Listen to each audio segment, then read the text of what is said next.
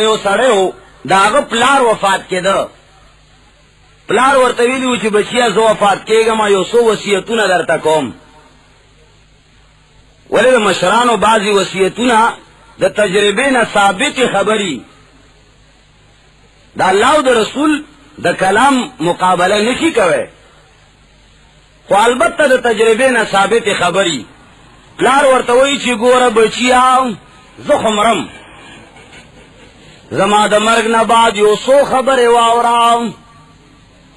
یو یاد ساته هغ سړي نه به قرضه نه کوي چې کم سړی غریب دولتمند شوی دی، غریب و نوی ورته دولت میلاو دی، هغه نه به قرضه نه کوي. او بل بچیه واوره خپلې ښځې له به د زړه حال نه وایي، ښځې سره مینه کوه، محبت ساته، ولې د زړه راز به وله نه ورکوي. او درېیمه خبره بچیه دا واوره چې د افسران چې دي د دوی غوږونه شته، ګورې سترګې یې نشته. هغه وایي چې زه بوډا سړی دی، یوه خبره یې وکړه نو مړ شو. هغې نه بعد د سړي ووایي چې زه د دې پلار په دې خبرو باندې تجربه کوم.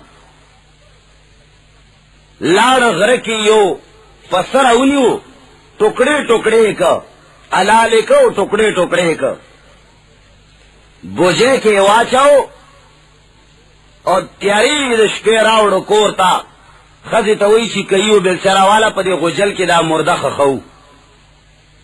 او ګورې ښځې چاله حال ونه وایي دا زما یو دشمنو، وجلی مې دی او ټوکړې ټوکړې کړی مې دی او په دې غوجل کې خښوم، خو چې چا ته حال ونه وایي.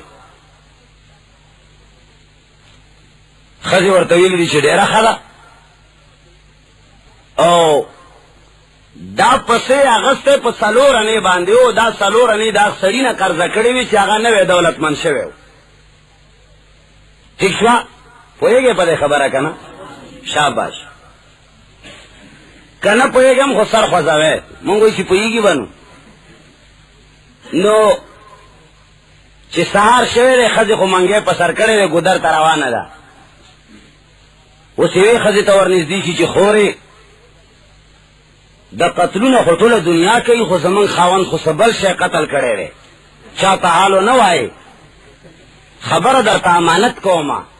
هغه ورته چې وایي خورې څه دي؟ هغه ورته چې زمونږ خاوند غره کې سړی وژلی دی او کور ته یې راوړو، په غوجله کې یې ښخ کړی دی. خلک یې کور کې ووژني، غره ته یې وغورځوي. د غره کې وژلی دی، کور ته یې راوړه. خورې چاته حال ونه وایي. هغه ورته چې نه اصل یې ونی خو نه یم، جمع و مجلس نه علاوه به انشاءالله چېرته نه وایم. ښځو خو عادت داسي نو هغه بلې ته وایي، بلې ته وایي. بالآخر دا خبره افسرانو له تلې ده. د علاقې افسر له چا غوږ کې اچولي دي چې فلاني سړي خو سړی وژلی دی، دی په غوجله کې ښخ کړی دی. اوس بادشاه خو غوږونه لري او سترګې خو یې شته نه چې تحقیقات وکړي. چې ورغلی دی چې زه خو یې راوباسم، سپیان ورولېږم چې دا سړی رښتیا دی او که چا دروغ ویلي دي. نه بس حکم یې جاري که چې فلانی سړی ونیسئ او رایې ولې پانسي کوي، قتل یې کړی دی.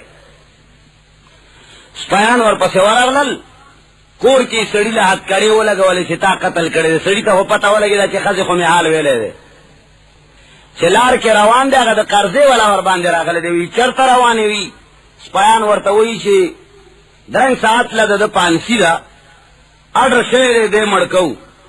هغه ورپورې نښته دی چې ستا پلار عمره مړ نه شي چې زما دې 4 انیز نه را کړی، ته به مرې څنګه؟ اول زما 4 انې راکه بیا مړه که نه. هغه ورته ویلي دي چې زما د کور والاونه بیا وغواړه، وارثان مې شته، تباه و برباد شي، زه مرګ ته روان یم. خدای که ستا پلار عمره مړ شي چې 4 انې دې نه را کړي. هغه وایي چې یاره دا خبره خو هم صحیح شوه چې د وږي سړي نه قرضه مه کوه. بیا چې کله د پانسۍ په تختې باندې ولاړ دی نو خندلي دي ځان سره. افسر یا بادشاه ته تپوس کړی دی چې ولې دې وخندل؟ دا وخت خو د جړا دی. هغه ورته وایي چې جي بس هسې مې وخندل. وایي نه حال به وایي. هغه ورته وایي چې ما له پلار داسې وصیت کړی او ما د هغې تجربه کوله او حقیقت ته ما تجربه وکړه چې بادشاهان یا افسران سترګې نه لري او غوږونه لري، تا غوږونه لرل شیطانی خو دې واورېده خو سترګې دې نشته چې راغلی وې خو جله خو دې راخلاصه کړې وې چې د سړي هډوکي دي که د پسه دي نو هغه ورته ویلي دي چې سپیانو لاړ شئ ویې ګورئ چې تحقیقات یې کړي یا خو پسه و ما تجربه